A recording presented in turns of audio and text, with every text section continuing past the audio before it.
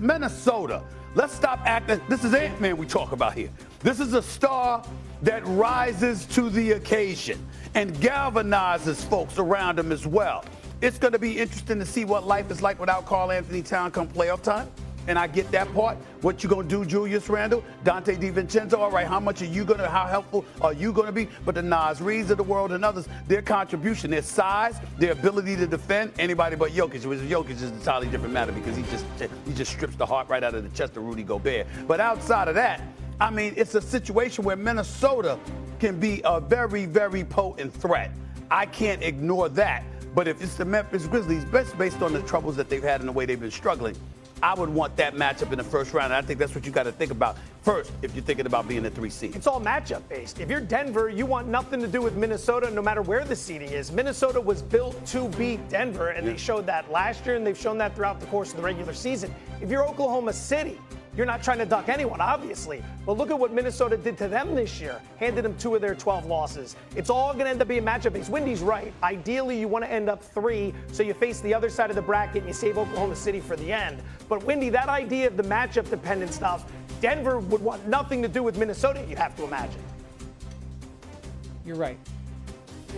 All right. Let's keep it cooking. And I also point out, Minnesota, out of all these, and then before we move on, out of all these teams we're looking at, all those teams that are all bunched up and changed by the day, Minnesota's got the easiest schedule coming in. Yes.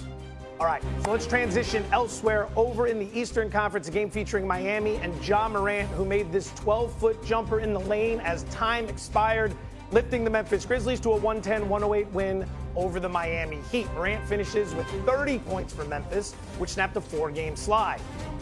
However, the story from last night was Morant risking further action from the NBA after mimicking shooting a gun with his finger, despite being issued a warning by the league for making the same gesture earlier in the week. After making a 25-foot three-pointer with 7:51 left in the first quarter, Morant ran back on defense, his right arm fully extended, and his left hand in a gun pose. Morant has a history with firearms. It's well documented. In March of 2023, it started with a video of him at a nightclub holding a gun. Adam Silver ended up suspending him 8 games for the incident. Then, just 2 months later, Morant was seen again in a video brandishing a firearm. Adam Silver came down a little harder, suspending him for the first 25 games of the 2023-24 season. Now, after the game, Morant talked to reporters about the criticism he's faced for making the finger shooting motions, saying, quote, "I'm kind of used to it. I was pretty much a villain for 2 years now. Every little thing. If somebody can say something negative about me, it's going to be out there. So, yeah, I don't care no more." And hey, do you have a problem with Morant going down this path yet again? Of course I do.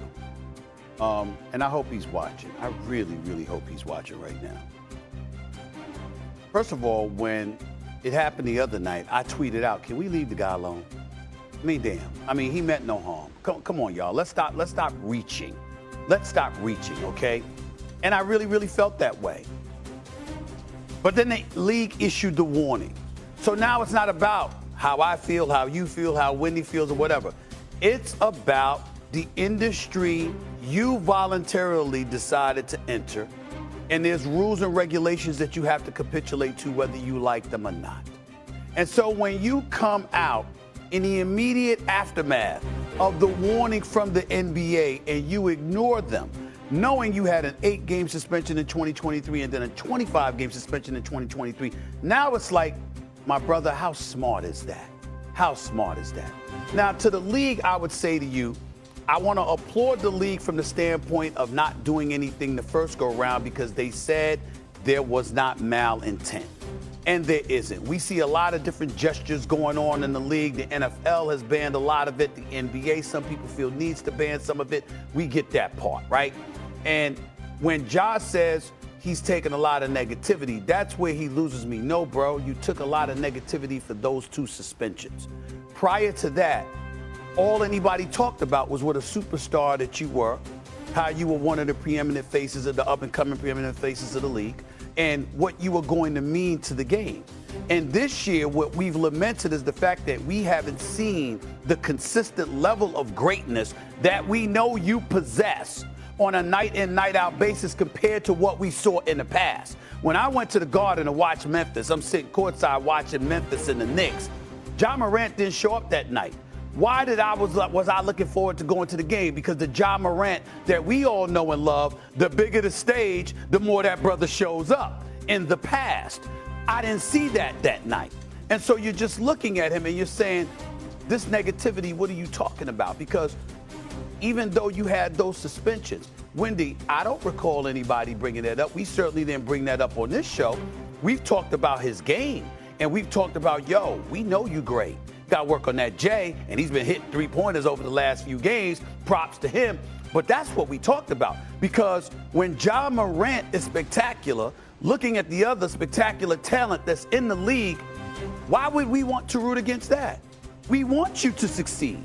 We want you to be who you have been. We want you to be great because that makes it better for all of us. And so this notion that there's this negativity raining down upon him, I think that's one of the problems that exist with this generation. It's like somebody says one thing and all of a sudden the 99 things that you say positive has been forgotten about. Ja Morant, no one is rooting against you, bro.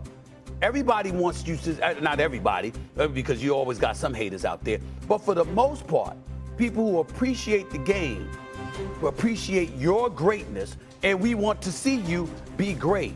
Don't let nonsense like this get in the way. I think it's much ado about nothing. I don't think that he should be excoriated for this, but the league said otherwise. That's who you work with and for. You have to accept that. That's just the way it goes. Indeed.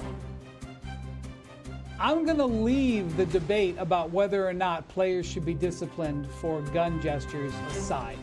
That's a topic that is multifaceted. Other leagues have different rules. I'm going to leave that aside.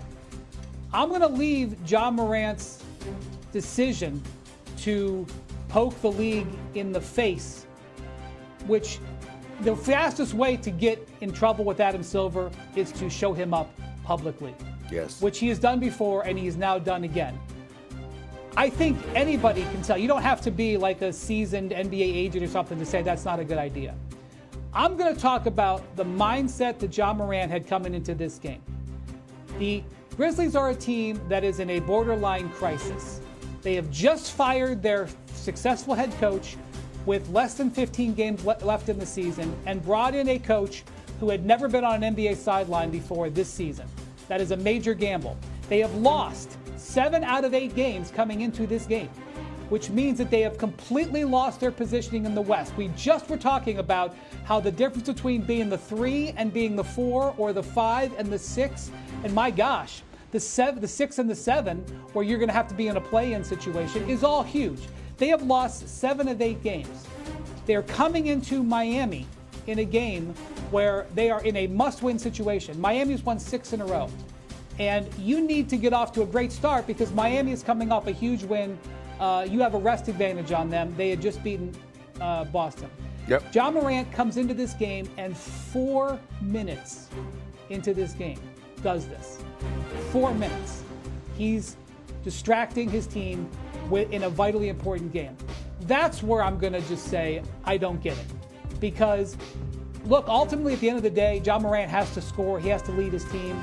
He hits the game winner in this. He makes a brilliant move on an isolation situation to create the shot.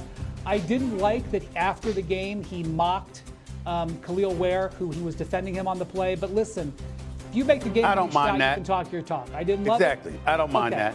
But whatever. I'm talking more about the mindset that he has coming into the game. And they won. And I guess at the end of the day, that's all that matters. But this is what the thing has been about Ja Morant. It's one thing for him to make decisions that affect his